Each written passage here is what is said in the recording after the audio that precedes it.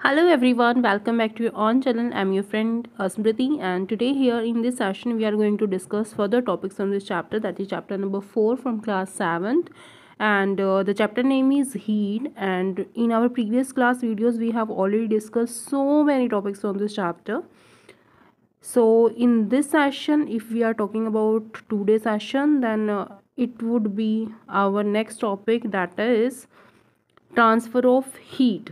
Okay, तो हम इस सेशन में ट्रांसफ़र ऑफ हीट को डिस्कस करने वाले हैं कि ट्रांसफ़र ऑफ हीट किसे कहते हैं। ट्रांसफ़र का मतलब आप सभी जानते हैं कि एक चीज़ का, किसी भी वस्तु का, यहाँ पर अगर हम हीट की बात करें, यानी कि अगर हीट का ट्रांसफ़र हो रहा है तो एक जगह से दूसरी जगह पर हीट किस तरह से पहुँचती है, कैसे ट्रांसफ़र या स्थानांतरण उसका किस तरह से होता है। तो चलिए स्टार्ट करते हैं हमारे इस टॉपिक को।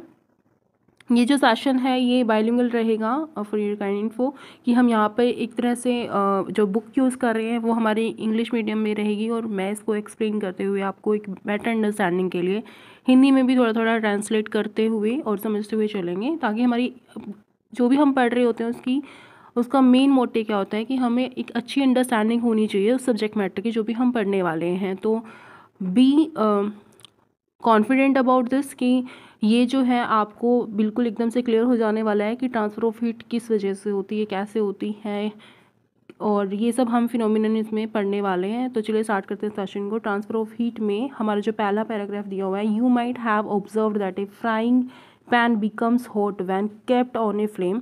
आप सभी जानते हो कि एक जो फ्राई पैन होता है, किसी भी चीज़ को फ्राई, जो आप किचन में यूज़ करते हो फ्राई पैन, वो एक आपका गर्म हो जाता है जब आप उसको फ्लेम पर रखते हो। It is because the heat passes from the flame to the utensil. ये किस वजह से होता है? क्योंकि जो हीट होती है, गैस बर्नर की जो हीट होती है वो यूटेंसिल्स में पास हो जाती है। दैट्स वाई आपका जो यूटेंसिल होगा वो आपका गर्म हो जाता है, right. When the pan is removed from the fire, अगर आप उस पैन को उस फायर के ऊपर से हटा लेते हो, गैस बर्नर के ऊपर से हटा लेते हो, इट्स स्लोली कूल्स डाउन, तो ये धीरे धीरे ठंडा हो जाता है। Why does it cool down? तो क्या रीज़न है कि वो ठंडा हो जाता है, वो गर्म ही क्यों नहीं रहता? उसका जो टेम्परेचर है, वो आपका जो हीटिंग है उसकी, वो सेम सिमिलर क्यों नहीं रहती, वो आपकी धीरे धीरे कूल क्यों हो जाती है? क्या रीज़न है? The heat is transferred from the pan to the surrounding. इसका रीज़न ये है कि जो भी हीट होगी, जब आपने उसको हीट किया है फ्लेम के ऊपर रख के या गैस बर्नर के ऊपर रख के, तो जो आपने उसको हीट दी है ना, वो हीट अब धीरे धीरे एनवायरनमेंट में ट्रांसफ़र हो रही है, ठीक है, वो स्थानांतरित हो रही है, वो एनवायरनमेंट में चली जा रही है। So you can understand that in both cases, तो आप समझ सकते हो कि दोनों ही केसेस में the heat flows from a hotter object to a colder object, की जो हीट फ्लो करती है वो एक हॉटर ऑब्जेक्ट से कोल्डर ऑब्जेक्ट की तरफ जाती है, यानी कि गर्म वस्तु से ठंडी वस्तु की तरफ हमेशा हीट का फ्लो रहता है, ठीक है। तो यहाँ से एक बात तो हमारी क्लियर रही कि जब भी हीट ट्रांसफ़र होगी तो उसका जो फ्लो होगा वो high concentration to low concentration होगा, जहाँ पर ज़्यादा होगी हॉटर टू कोल्डर जाएगी। So next is the Pahili asks, does it mean that heat will not be transferred if the temperature of the two object is the same?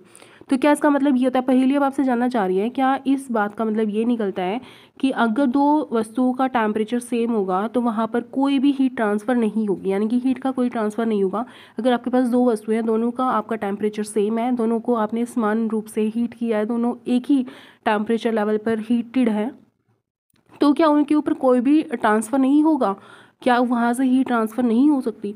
In all cases heat flows from a hotter object to a colder object. हम ये जान चुके हैं कि hotter से colder object की तरफ heat transfer होगी। How does heat flow? तो हीट जो फ्लो होती है वो किस तरह से होती है? लेट अस इन्वेस्टिगेट, चलो हम इस पर इन्वेस्टिगेट करते हैं, अच्छे से इसको जानते हैं, ठीक है। एक्टिविटी 4.6, नेक्स्ट इज एक्टिविटी 4.6, जहाँ से हम ये पता लगाएंगे कि हीट जो है किस तरह से ट्रांसफ़र होती है। टेक ए रोड और flap strip of a metal, आपने कोई रोड लेनी है या फिर फ्लैट स्ट्रिप लेनी है, किसी भी मेटल की पतली परत वाली जो है पट्टी ले लेनी है, से ऑफ एल्यूमिनियम और आयरन, ये एल्यूमिनियम की या फिर आयरन की आप ले सकते हो। Fix a few small wax pieces on the road, आपने कुछ वैक्स के पीसेस उसके ऊपर रख देने हैं, छोटे छोटे वैक्स के पीसेस उसके ऊपर रख देने हैं। वैक्स यहाँ पे मोमबत्ती की जो मोम होती है उसको बोला गया है। These pieces should be at nearly equal distances, और ये जो आप रखोगे ना वैक्स, तो ये एक पास पास मतलब इक्वली डिस्टेंसेस पे आपने रखना है, नियरली इक्वल डिस्टेंसेस पे। Clamp the rod to a stand, आपने उस रोड को एक स्टैंड पर क्लैम्प कर देना है। If you do not find A stand, अगर आपको कोई स्टैंड नहीं मिलता तो आप क्या करोगे, you can put one end of the rod in between the bricks, आप उनको ईंटों के बीच में भी रख सकते हो, right. Now heat the other and of the road and observe, अब आपने क्या करना है, दूसरे एंड को हीट करना है, हीटअप करना है रोड के, और उसको ध्यान से देखना है। अब देखो ये फिगर में आपको दिखाया गया है, इस फिगर में आपको दिखाया गया flow of heat through a metal strip, आपने एक मेटल की स्ट्रिप ले रखी है, ये रही। आप यहाँ पे जो मेटल के स्केल होते हैं आप उनको भी यूज़ कर सकते हो, और इस पर आपने ना सेम डिस्टेंस पे, नियरली सेम डिस्टेंस पे आपने, इक्वल डिस्टेंस पे आपने वैक्स लगाए हुए हैं, ठीक है। और आपने एक तरफ कैंडल को बर्न किया है, कैंडल को आपने फ्लेम, इसकी फ्लेम से, कैंडल की फ्लेम से इसको एक तरफ से आपने मेटल की स्ट्रिप को एक तरफ से बंद करना है। और आपको अगर कोई ऐसी चीज़ नहीं मिलती है जहाँ पर आप इसको रख सको, तो आप दो ईंटों के बीच में भी स्ट्रिप को रख सकते हो, मेटल स्ट्रिप को रख सकते हो इजीली। तो हम यहाँ देखेंगे कि जो है आपने जो मोमबत्ती को फ्लेम से आपने इसको गर्म किया है, हीटअप किया है इसके एक कॉर्नर को, तो क्या हुआ है, तो ये फिगर में आपको दिखाया गया है। Now heat the other and of the road and observe, आपने इस एंड को आपने गर्म करना है और अच्छे से देखना है, जहाँ पे दिखाया हुआ है इस एंड को गर्म करना और अच्छे से देखना, ऑब्जर्व करना है। What happens to the wax pieces, wax pieces के साथ क्या होता है, जो वैक्स के पीसेस लगे हुए हैं इनके साथ, इसमें आपको क्या चेंजेस देखने को मिलेंगे। Do these pieces begin to fall, क्या ये पीसेस जो है अब नीचे गिरना स्टार्ट कर देंगे। विच पीस फॉल्स द फर्स्ट, और अगर ऐसा होता है तो कौन सा पीस फर्स्ट पहले गिरेगा, मोमबत्ती के पास वाला है, मोमबत्ती से दूर जो ब्रिक के पास लगा हुआ है वो पहले गिरेगा। Do you think that heat is transferred, क्या आप ये समझते हो कि यहाँ पे हीट जो ट्रांसफ़र हुई है from the end nearest to the flame to the other end, कि इस एंड से इधर जो है हीट ट्रांसफर हुई, पहले ये वैक्स जो है आपको गिरती हुई दिखेगी, फिर आपको ये दिखेगी। आपको फिगर में दिखाया हुआ है, अगर आप ध्यान से देखो तो आपको दिखाया हुआ है कि पहले ये वैक्स जो है यहाँ से गिरी है, और फिर देखो ये वाला, ये वैक्स यहाँ से गिरना स्टार्ट हुई। तो पहले मोमबत्ती की साइड जो वैक्स लगी हुई थी स्ट्रिप पे, मेटल स्ट्रिप पे, वो पहले गिरने लगती है, पिघलने लगती है। The process by which heat is transferred from the hotter end to the older end of an object is known as the conduction, और जो ये प्रोसेस होती है, ये जो फिनोमिनन है यहाँ पे काम कर रहा है, इसको कंडक्शन बोलते हैं। ये जो प्रोसेस है ये आपकी कंडक्शन है, जिसमें कंडक्शन हो रही है, conduction of heat from one point two another और फ्रॉम हॉटर टू कोल्डर, ठीक है। हॉटर पहले आपका जो हीट है ट्रांसफ़र करेगा कोल्डर की तरफ। इन सॉलिड्स में जो ठोस वस्तुएं होती हैं उनके अंदर जनरली ज़्यादातर क्या होता है, the heat is transferred by the process of conduction, की जो सॉलिड होते हैं उनमें ज़्यादातर जो है कंडक्शन से ही हीट का ट्रांसफ़र किया जाता है।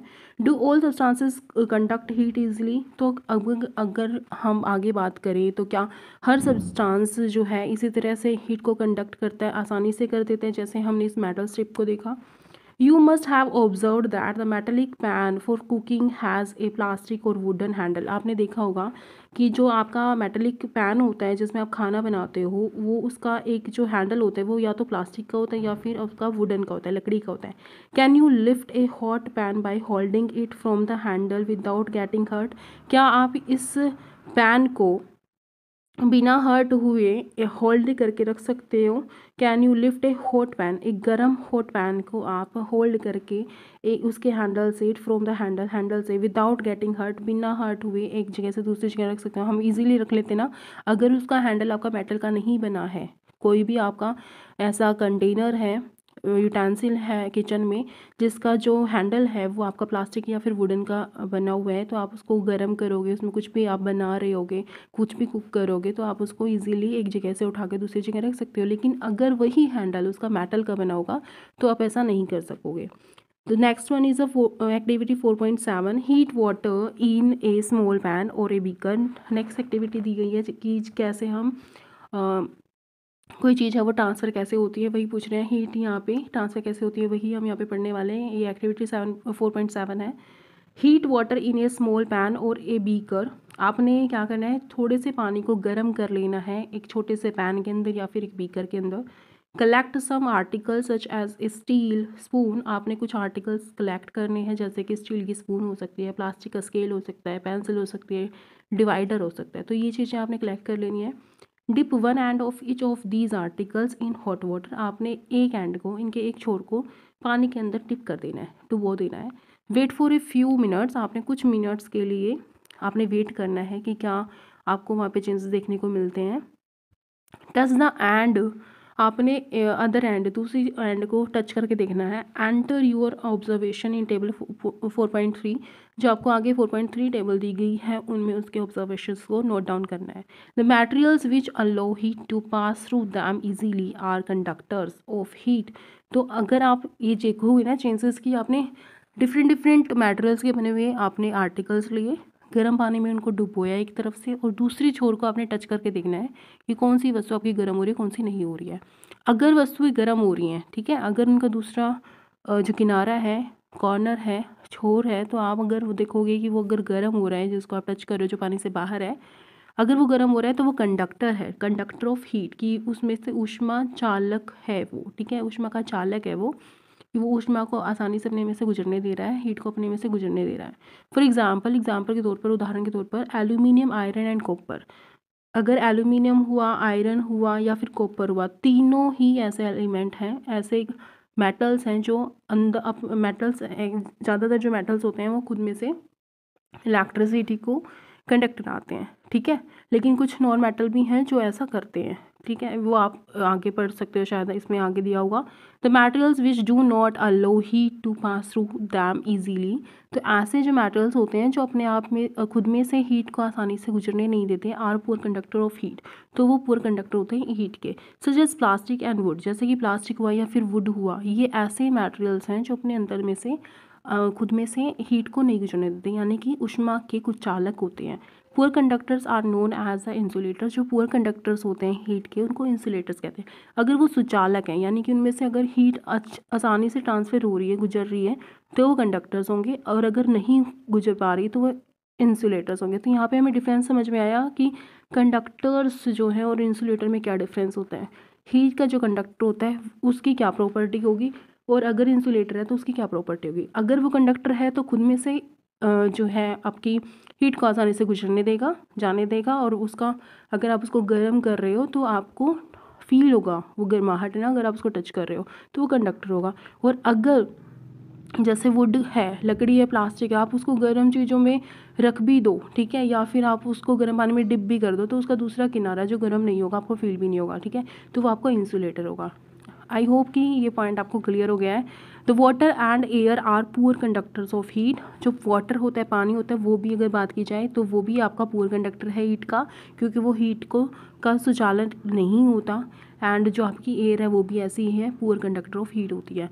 Then how does the heat transfer take place in these substances. तो इन सब्सटेंसेस के अंदर, वाटर के अंदर या फिर एयर के अंदर, हीट का ट्रांसफ़र किस तरह से होता है। Let us find out. तो हम अब ये पता लगाएंगे कि अगर पानी एक पुअर कंडक्टर है हीट का, कि हीट को आसानी से खुद में से नहीं गुजरने देता, और एयर भी पुअर कंडक्टर है हीट की, तो ऐसा क्यों होता है कि एयर में से और पानी में से हीट ट्रांसफ़र होते हुए हमें दिखाई देता है, या हमें फील होता है कि हाँ वाटर में से हीट ट्रांसफ़र हुआ है। जैसे पानी है, पानी आपने गर्म किया तो हीट जो है आपने जैसे आपने गैस बर्नर पे पानी को रखा, वो गर्म हुआ, अगर आप हाथ उसमें डालते हो, ठीक है, तो नीचे की तरफ ज़्यादा गर्म होगा, और ऊपर से अगर पानी में हाथ डाला है तो वहाँ से भी गर्म होगा, यानी गर्म तो वो भी हो रहा है ना।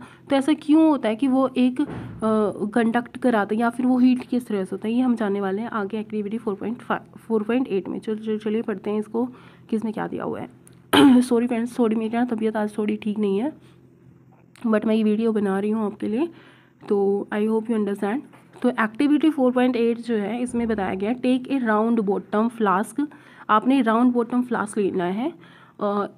If flask is not available, अगर आपको फ्लास्क नहीं मिलता है, a beaker can be use, तो आप उसकी जगह बीकर को भी यूज़ कर सकते हो। फिल इट 2/3 विद वाटर, आपने इसका 2/3 भाग जो है पानी से भर लेना है। Place it on A tripod, आपने इसको एक ट्राइपॉड के ऊपर रखना है, ठीक है, और make some arrangements to place the flask in such a way, या फिर इस तरह की कोई अरेंजमेंट बनानी है ताकि वो जो आपका फ्लास्क है वो इस तरह से रखा जाए that you can heat it by placing a candle below it, कि आप उसको गर्म कर सको उसके नीचे कैंडल को रख के, ठीक है। आपने इस तरह से उसको अरेंज करना है कि आप उसके जो भी आपने बॉटम फ्लास्क लिया है, या फिर राउंड बॉटम फ्लास्क लिया है, या फिर बीकर लिया है, तो आप उसके नीचे कैंडल को रख सको और आप उसको हीट अप कर सको। Wait till the water in the flask is still, आप उस तब तक वेट करो जब तक वो पानी जो ठहर नहीं जाता, स्टिल नहीं हो जाता। Place a crystal of potassium permanganate at the bottom of the flask. आपने क्या करना है, क्रिस्टल रखना है पोटाशियम परमैंगनेट का या फिर place a crystal of potassium permanganate sorry sorry friends, मेरी थोड़ी तबीयत ठीक नहीं है जैसे मैंने आपको बताया। तो यहाँ पे आपने क्या करना है, place a crystal of potassium permanganate. आपने KMnO4 जो होता है उसका एक क्रिस्टल क्या करना है, इस फ्लास्क के नीचे बॉटम पे रख देना है, तली में रख देना है। जेंटली यूजिंग ए स्ट्रो, आपको एक स्ट्रो का यूज़ करके ऐसा करना है। Now heat the water by placing the candle. अब आपने क्या करना है, उस पानी को गर्म करना है। Placing the candle just below the crystal, उस क्रिस्टल के जस्ट नीचे आपने रखना है उसको, मोमबत्ती को, जो भी आप यूज़ कर रहे हो candle. Right your observation in your notebook. आपने अपनी ऑब्जर्वेशन जो भी आप वहाँ देखोगे तो उसको आपने नोट कर लेना है नोटबुक के अंदर। And also draw a picture of what you observe. आपने उसकी पिक्चर भी बनानी है, जब जो भी आप ऑब्जर्व कर रहे हो उसकी आपने पिक्चर भी बनानी है, जैसे कि फिगर 4.9 में बताई गई है। व्हेन वाटर इज हीटेड, जब पानी गर्म होता है, the water near the flame gets hot. तो जो सबसे पहले पानी जो है जो फ्लेम के पास होगा ना वही गर्म होगा। हॉट वाटर राइजेज अप, जो गर्म पानी है वो अब गर्म होके ऊपर की तरफ भागेगा, ठीक है, ऊपर की तरफ उठेगा। The cold water from the sides moves down towards the source of heat. ठीक है, तो जो ठंडा पानी ऊपर की तरफ है ना वो अब नीचे की तरफ आएगा, ठीक है, जहाँ पे हीट लग रही है उसकी तरफ आएगा। देखो समझो, अगर ये आपका बॉटम है बीकर का, यहाँ पे आपने कैंडल की फ्लेम लगा रखी है, ठीक है, तो अगर ये आपकी फ्लेम दे रही है तो यहाँ पे गर्माहट होगी, गर्म पानी होकर ऊपर की तरफ भागेगा। जो पहले से ही यहाँ ठंडा पानी था और वो साइड से नीचे की तरफ आएगा, यहाँ पर आ जाएगा नीचे, ठीक है, साइड में आएगा नीचे की तरफ।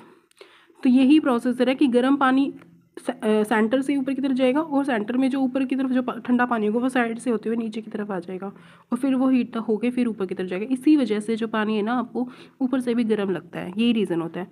This water also gets hot and rises. तो ये पानी दोबारा से जो ऊपर से नीचे की तरफ आ रहा है ये दोबारा से गर्म होगा और फिर ये ऊपर की तरफ चला जाएगा।